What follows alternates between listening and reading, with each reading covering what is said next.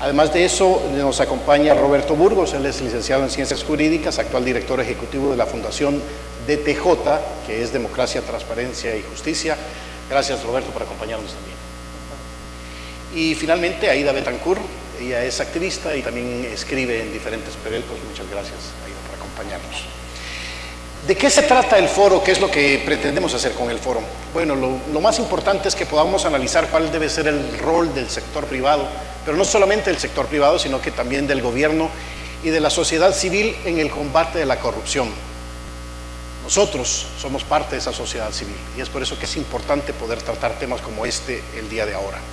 También tenemos que enfatizar sobre el contenido idóneo de un código de ética, porque la corrupción viene de ahí, de no tener un código de ética en el cual podamos cumplir. Dar a conocer los límites constitucionales establecidos para el combate de la corrupción, que tienen que haber reglas claras, y por supuesto señalar las acciones que deben impulsar desde la sociedad civil para erradicar esa cultura de corrupción, esa cultura que en algún momento pues también nosotros hemos sido parte, pero que también nosotros somos parte de la solución. A continuación voy a presentarles un video que tiene que ver mucho con este tema. Por favor, pongan atención a cada una de las pantallas. Video.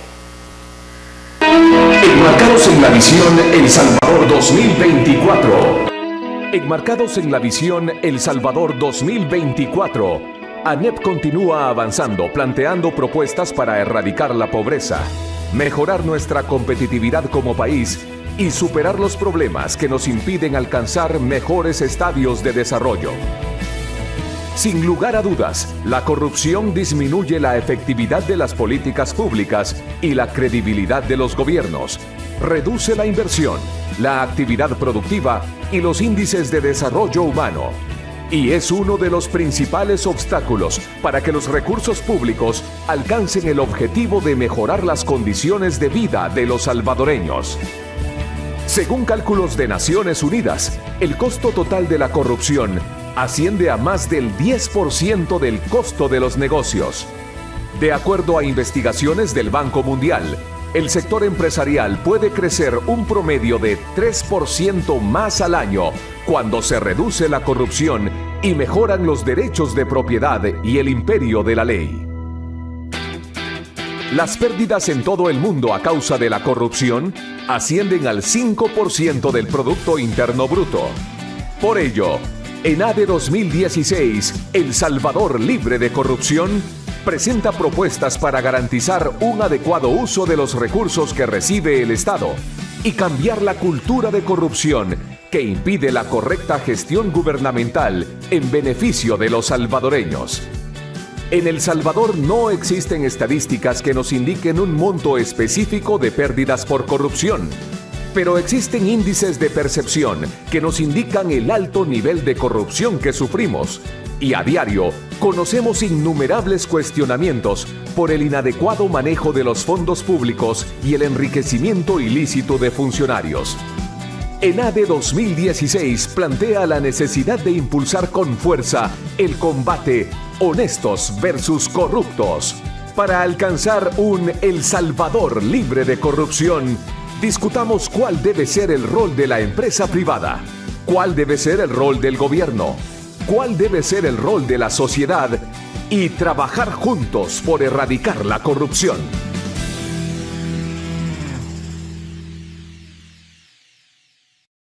De todas las aristas que tiene una sociedad. Vamos a comenzar con Mónica Mendoza y es porque esta tarde nosotros como ANEP estamos presentando un código de ética.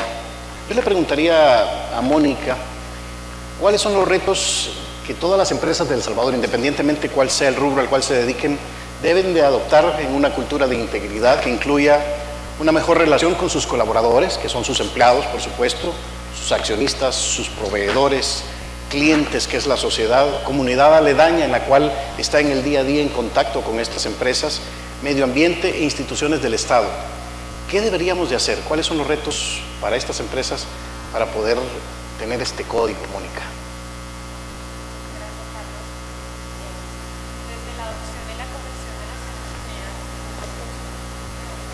No se escucha. Si me regalan sonido. Ok, sí está encendido. Vamos.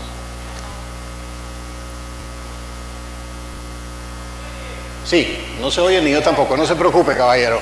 Ya le damos al micrófono. Hoy sí. Vamos a ver si funciona. Vamos a ver. Uno, dos. No tengo. Si me regalan un micrófono de sorbete, se los agradecería, no para comerlo, sino que para poderlo intercambiar. Creo que es más fácil, si son tan amables. No, gente de sonido.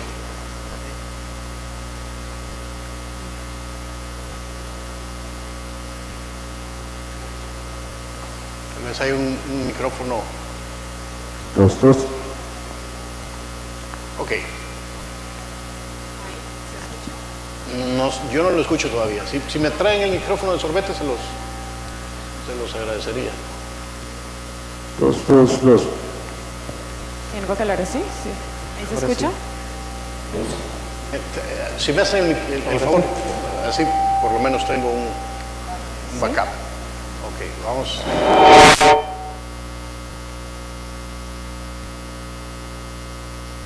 Ok, Mónica, aquí estamos. Bueno, muchas gracias Carlos por la pregunta y a todos los empresarios y a Ned por habernos invitado a esta ocasión. Desde la adopción de la Comisión de Naciones Unidas contra la Corrupción, ha venido trabajando una agenda mundial para ayudar a las empresas en ese camino de mirar sus compromisos frente a la corrupción, teniendo en cuenta varios factores: que las empresas sean productivas, que le apunten al desarrollo sostenible y que cada vez más las empresas se involucren con otros grupos de interés para combatir uno de los flagelos que atenta contra los estados. En esa línea de trabajo hemos identificado 6 pasos o 6 retos fundamentales a la hora de implementación. A través de diferentes guías que se han trabajado en inglés, en español y en ruso, se han identificado esos 6 pasos. El primero de ellos es, y lo más importante a la hora de identificar retos para el sector privado, es poner en práctica los manuales, los códigos de ética, esos principios de integridad que generan esa cultura que quiere transparentar las operaciones desde lo privado hacia lo público. Y en esa línea se pretende siempre poder tener, digamos, un objetivo que genere cambios duraderos, que sean sostenibles, pero que maneje los componentes mínimos que tiene cualquier código de integridad, como son hablar de compromiso, generar las líneas de liderazgo, estándares de integridad que promuevan claramente esa libre competencia, procesos de toma de decisiones, generar una línea clara de qué se entiende por estímulos y recompensas dentro del sector privado y generar sanciones y oportunidades para crear negocios. Otra línea o la segunda etapa de esos 6 pasos ha sido la importancia de comprometerse. Hay empresas que han adoptado dentro de su cultura, dentro de su ADN de la organización y hacen todos sus negocios con integridad. Ese día a día empresarial, ese crecimiento y ese desarrollo siempre está atado al compromiso que tengan las empresas y ese compromiso se ve desde el más alto nivel de la organización hacia todos sus cuadros de mandos operativos. El tercero de ellos hace referencia a mirar las lecciones aprendidas y es que somos frecuentes o nosotros hacemos mucho seguimiento de los casos de empresas que han sido sancionadas, que han sido multadas por tener algún tipo de violación a la ley y muchas empresas, adoptan un enfoque que es proactivo, que es decir, prevengamos y evitemos un porcentaje, de los rendimientos antes de que venga una sanción, pero otras son, mucho más reactivas y en esa línea han adoptado este tipo de herramientas posteriores a las sanciones legales que han existido. Hay otra cosa que también es importante y es mirar cómo cada día más las empresas ven en la adopción de una cultura de integridad la forma de desarrollar ventajas competitivas. Cada vez más los grupos empresariales y sectoriales que desarrollan acciones colectivas en el sector financiero, en el sector minero energético, tienen cada vez más claro cómo esas ventajas comparativas permiten generar modelos que puedan prevenir el delito, detectarlo, poder reaccionar frente a él.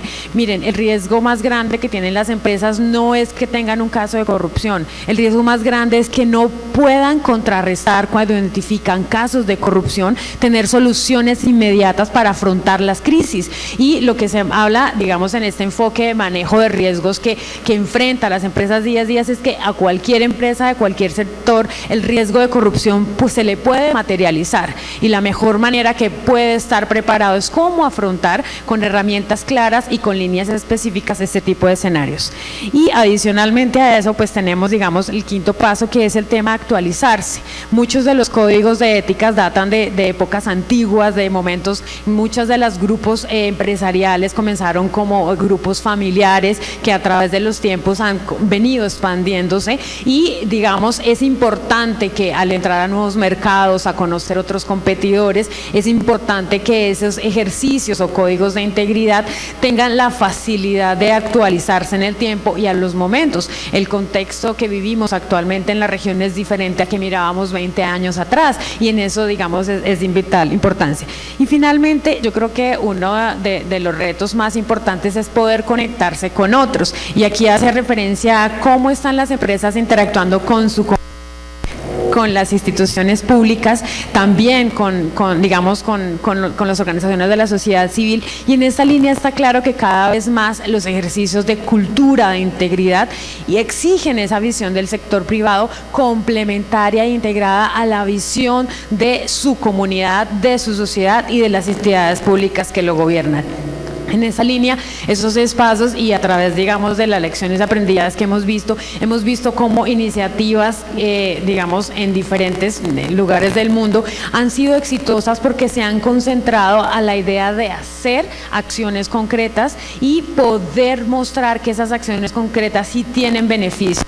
Generalmente, lo primero que le dicen a las empresas es cuánto va a invertir usted en adoptar una cultura de integridad, cuánto le cuesta, cuál es la tasa de retorno, cómo ve usted que se devuelve hacia su empresa y hacia su modelo de negocio esa inversión que hace. Y muchos han entendido que más allá de un porcentaje financiero, es un tema de marca, es un tema de atención, un tema de credibilidad, y ahí es donde está el reto principal para las empresas. Es un trabajo de todos, que no necesariamente lo que se hizo hace 20 años en un código que puede existir de antaño, pues sea o se pueda utilizar hoy en día, porque todo ha cambiado. La relación con la comunidad que está a nuestro alrededor es importante. Pero Roberto, ¿quisieras tú agregar también algo más a esta dinámica? Claro, bueno, es un gusto acompañarles en este NADE 2016. Y en cuanto al tema del sector privado y los códigos de ética frente al problema de la corrupción, hay un par de ideas que quisiera compartir. La primera obligación del sector privado es precisamente cumplir el marco regulatorio vigente en nuestro país. Y los códigos de ética y otros principios que son consustanciales a diversas áreas del comercio, de la industria y de los servicios, vienen a ser un valor agregado que precisamente perfila al sector privado como un referente no solo económico, sino que también ético. Y es que la ética privada, pero también el compromiso contra la corrupción viene o debería de venir a sumarse al valor de marca que tienen las empresas en el mercado. ¿Cuál es el costo de que una empresa ocupe un lugar en el mercado en nuestros países? Ese costo no debería de verse ni incrementado ni subvalorado por la obligación a los empresarios de tener que someterse a redes de corrupción estatal. Es lamentable que ante las demandas ciudadanas de acceso a información pública hacia el gobierno o ante los señalamientos de corrupción de parte de la ciudadanía organizada hacia el gobierno, el sector público responda diciendo de que en el sector privado las cosas están peor o las cosas son menos transparentes. Yo creo que tenemos que ordenar ese discurso. En primer lugar, todos estamos obligados a cumplir el marco legal que nos rige en materia anticorrupción. Los códigos de ética vienen a ser un valor agregado y la empresa privada tiene que continuar desempeñando un papel beligerante, pero también ejemplar y como referente en materia de ética en nuestra sociedad. Tú lo has dicho, Roberto, de alguna manera nosotros estamos para poder pedirle al gobierno, pero también tenemos que ser parte de la solución. No podemos pedir si nosotros como empresa no estamos dispuestos también a tener un código de ética en el cual comience en casa para después poderlo proyectar hacia afuera. Aida, ¿cómo lo ves tú de un lado pues también ético? Gracias por la invitación.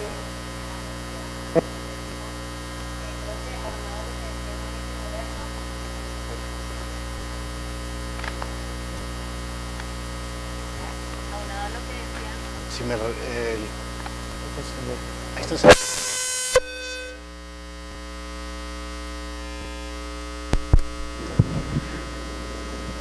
Aunado a lo que decían Mónica y Roberto, creo que en el tema de la corrupción siempre hay que ver los dos lados. Hay muchos casos en los que sí se trata de funcionarios públicos que hacen un mal uso de los fondos públicos, pero en muchos casos también el sector privado, justificándolo en un sector público ineficiente o muy burocrático, incurre en prácticas de pago de sobornos para acelerar trámites, pago de comisiones para obtener licitaciones.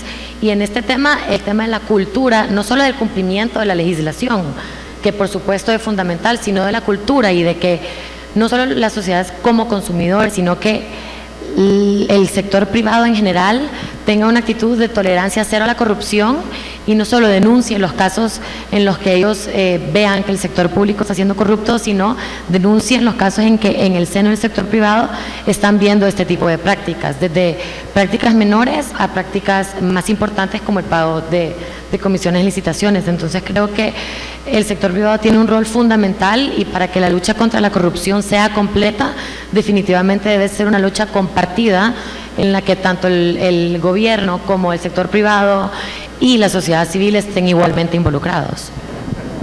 En resumidas cuentas, lo que logramos entender es que es importante que así como el sector privado quiere pedir reglas claras, también el sector privado se comprometa a tener reglas claras, se comprometa a cumplir los códigos de ética que cada una de las empresas ha creado dentro del rubro en el cual está en el día a día.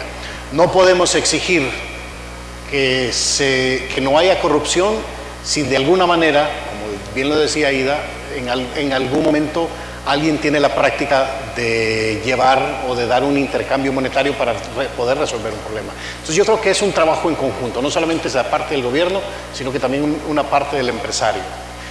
Hablando de eso, Roberto, yo también tengo un par de dudas. Tú como abogado, ¿cuáles crees que son las reformas legales y constitucionales más importantes para combatir la corrupción? Porque mucho tiene que ver en las leyes se van actualizando.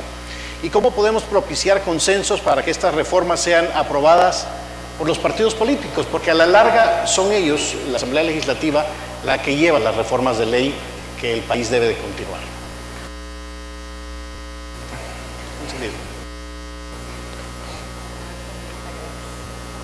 Nos han boicoteado. Nos han boicoteado. Bueno, intentaré ser breve. Es difícil identificar cuáles son las reformas legales más importantes. El documento de NADE es muy completo al respecto. Vuelvo a insistir al momento de hacer una referencia al sector privado. En el sector público, con mayor razón, debe de cumplirse el marco regulatorio que de alguna manera en este país nos permite contar con lo que yo llamaría un sistema de integridad. Instituciones como el Instituto de Acceso a Información Pública, que ha tenido un papel tan preponderante para garantizar la transparencia y la anticorrupción, y otras instituciones que no necesariamente han estado a la altura de las expectativas de la ciudadanía, como el Tribunal de Ética o en algunos casos la Corte de Cuentas de la República. Desde hace algún tiempo tenemos una ciudadanía más beligerante, más vibrante, que está demandando integridad a todos sus funcionarios. Y si los funcionarios encuentran las formas de evadir las responsabilidades legales, bueno, también los ciudadanos tenemos ahora nuevas armas o herramientas que nos permitan demandar más información. Un grupo de ciudadanos desde hace aproximadamente 4 años hemos venido demandando a través de más de 2.000 peticiones de acceso a información pública, conocimiento sobre el gasto del presupuesto legislativo.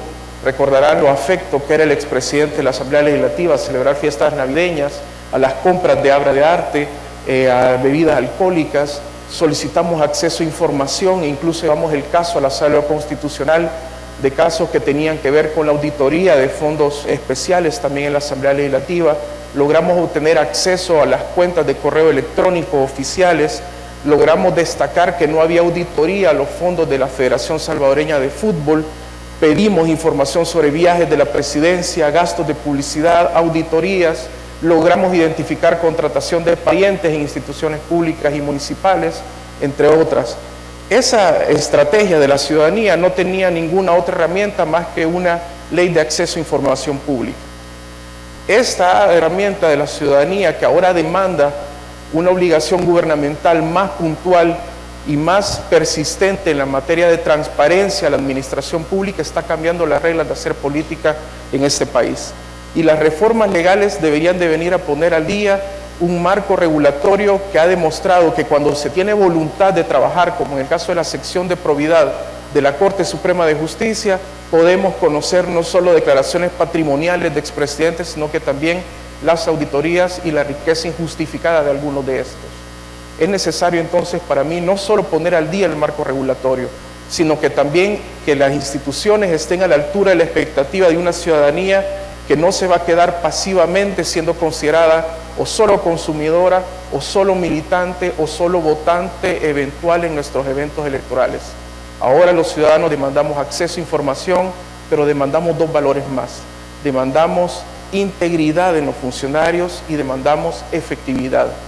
Queremos funcionarios probos y queremos además funcionarios eficientes. Ese es el reto en este momento. Es un reto que sin duda alguna pues es de día a día, pero también la sociedad civil es parte de eso, porque muchas veces siento de que la responsabilidad solo se la trasladamos a las personas que están en el gobierno o que están en un cargo público, pero también nosotros como ciudadanos tenemos que hacer nuestra parte para auditar, para pedir, para exigir, para hacernos escuchar de una manera clara. Aida, ¿cómo ves tú también esta parte? Yo creo que la ciudadanía como principal víctima de la corrupción debe por lo tanto ser el principal vigilante y hacer uso de las herramientas que tenemos ahora a nuestra disposición. Por ejemplo, todos los casos que mencionó Roberto es información que hemos obtenido gracias a la Ley de Acceso a la Información Pública, que de hecho fue un gran éxito de la sociedad civil a través del grupo promotor de la IP, que realmente impulsó y que ha sido vigilante, por ejemplo, de que no se hagan reformas para quitarle los dientes a esta ley.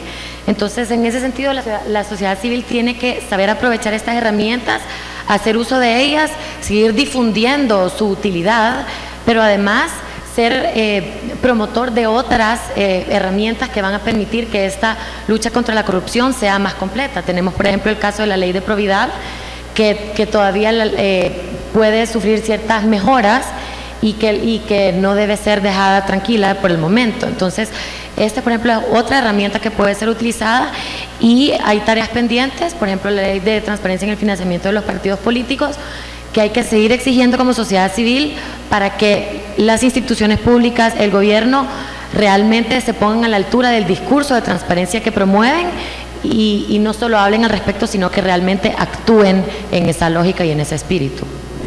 Mónica, tú como representante de alguna manera de Naciones Unidas, que has tenido la oportunidad también de ver otras sociedades, de estar en otros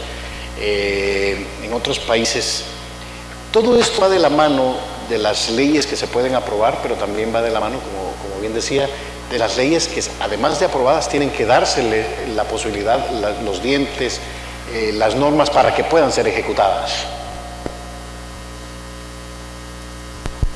Ahí está. Sí, realmente, digamos, como observadores de los ejercicios de regulación en varios países de la región, sí se ve una tendencia a una evolución normativa que cada vez más tiene, digamos, matices de integralidad. ¿En qué línea? En la línea de no solamente mirar la corrupción desde el punto de vista de prevención, de control y de sanción. Generalmente la primera línea de trabajo siempre es fortalecer o endurecer los tipos penales, entrar a través del código y a través de esas reformas legales presionar un poco como elemento disuasivo. Pero los últimos enfoques y las normas hemos visto cómo a través de normas de sanciones administrativas, la ley de acceso a la información y otro tipo de iniciativas que empoderan a la sociedad civil, que generan responsabilidades y generan ese contrapeso en el ejercicio de quienes previenen, quienes controlan y finalmente quienes tienen que sancionar casos de corrupción, es lo que se está viendo en la región.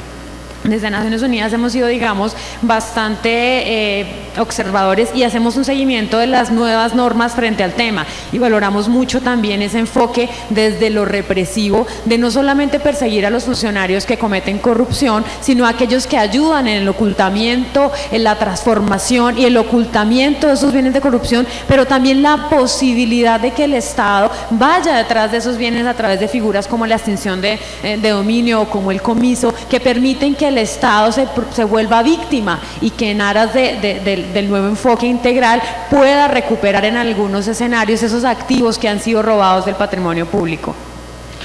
De alguna manera la sociedad también ha ido cambiando, y ha ido cambiando porque las redes sociales han sido parte de poder estar más incisivos. Aida, el rol de la sociedad civil en el combate a la corrupción, se podría decir que con la generación Millennium, que es la generación que de alguna manera tiene contacto con las redes sociales, donde pueden intercambiar ideas, pueden intercambiar mensajes, y hemos visto en otras latitudes lo que han podido hacer cuando no están de acuerdo en cómo es manejado el país. ¿Cómo crees tú que se podría asegurar que después de haber motivado la participación ciudadana en diferentes medios, ocurran cambios que signifiquen mejoras en la institucionalidad del país? ¿Qué se debe esperar?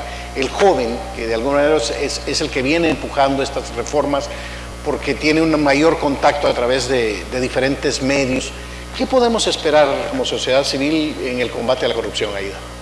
Efectivamente, Carlos, lo que mencionabas de las redes sociales ha sido fundamental en la forma en la que distintas organizaciones de sociedad civil u organizaciones juveniles se han organizado alrededor de este tema.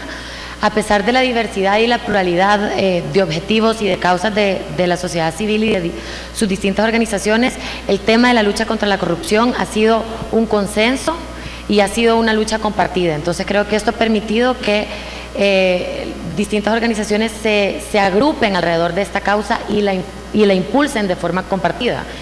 Y las redes sociales ha sido una plataforma clave para esto, para que sea un lugar de encuentro, un lugar de organización, un lugar de movilización, para luego el paso más importante al final de cuentas es que esto se traduzca en el mundo offline o fuera de las redes y que se impulsen acciones concretas a través de vías institucionales.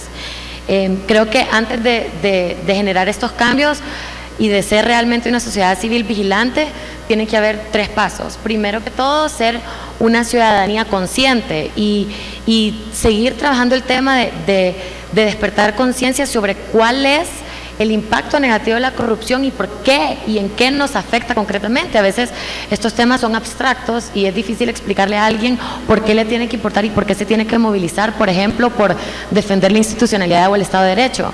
En el tema de la corrupción es más fácil, es decirle: ese dinero no ha sido bien utilizado, ese dinero público no ha sido bien utilizado y por lo tanto hay menos medicinas en los hospitales, las escuelas públicas están menos bien abastecidas, la infraestructura no se ha mejorado. Entonces, hacer énfasis en el impacto real en cada uno y en cómo disminuye la provisión de los servicios públicos.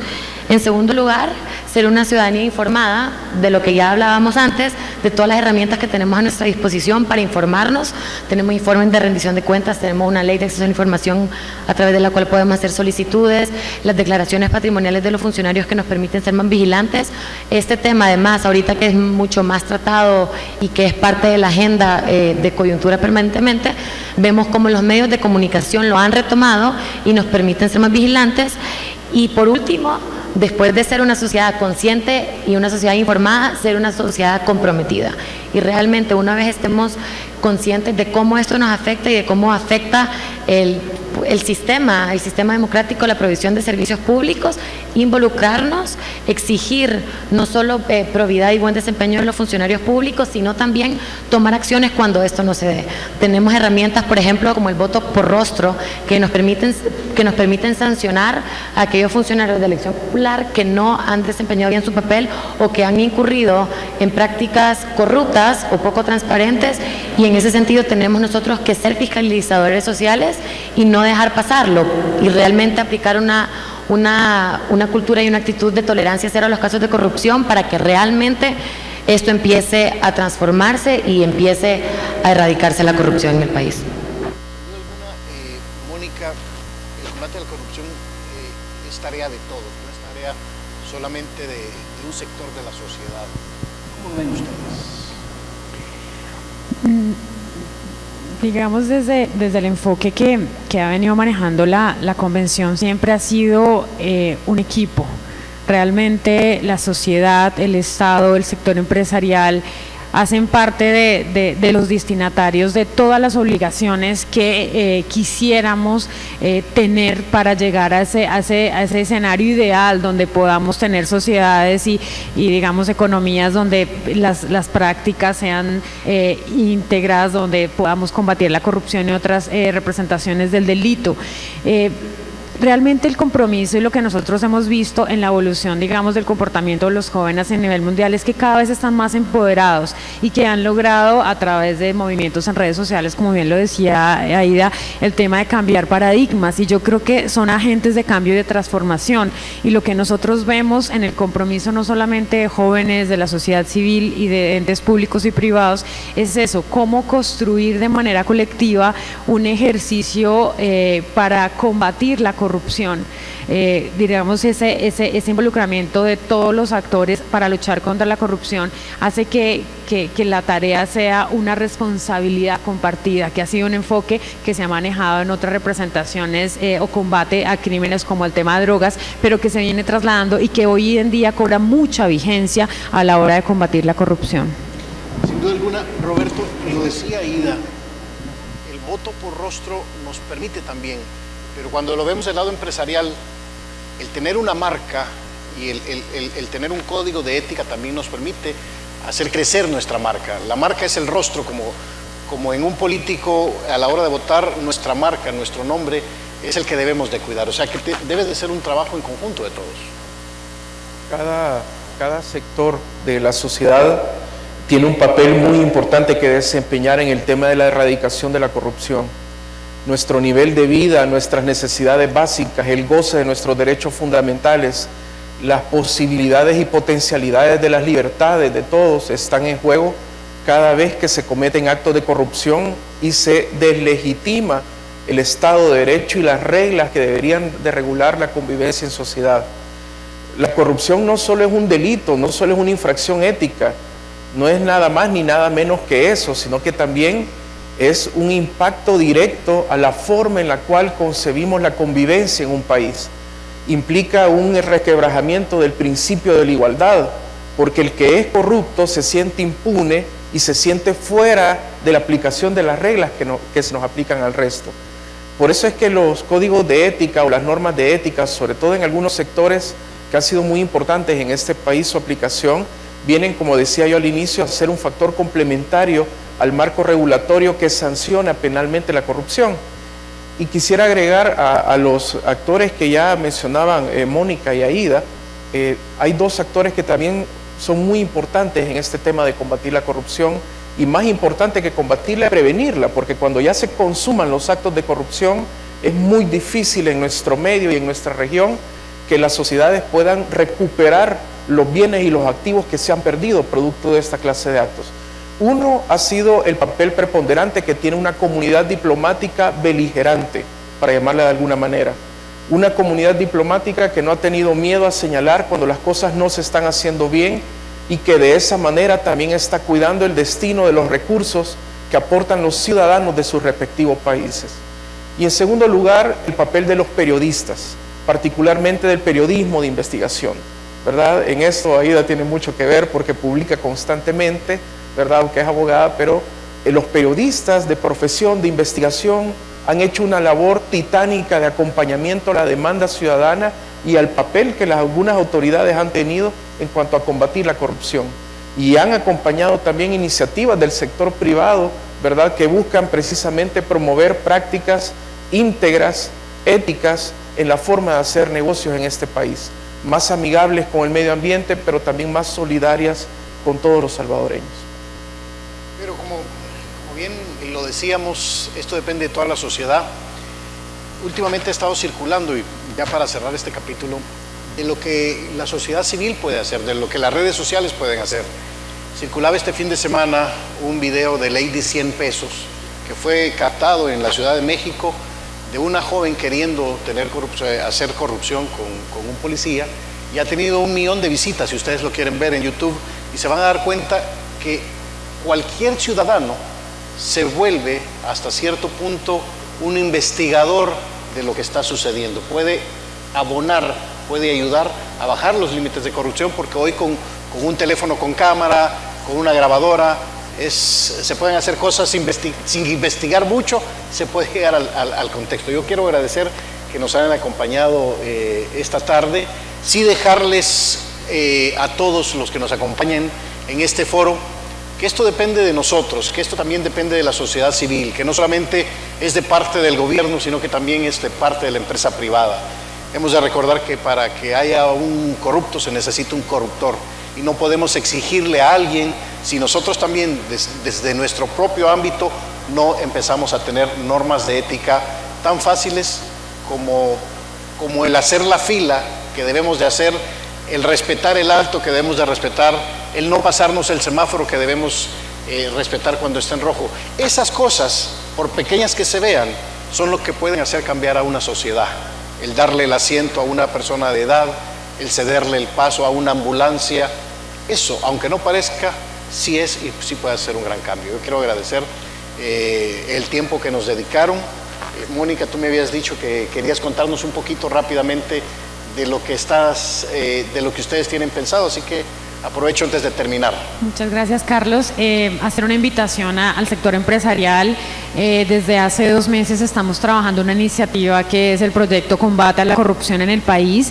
Vamos a trabajar muy de la mano de las entidades públicas, del sector privado, de la sociedad civil.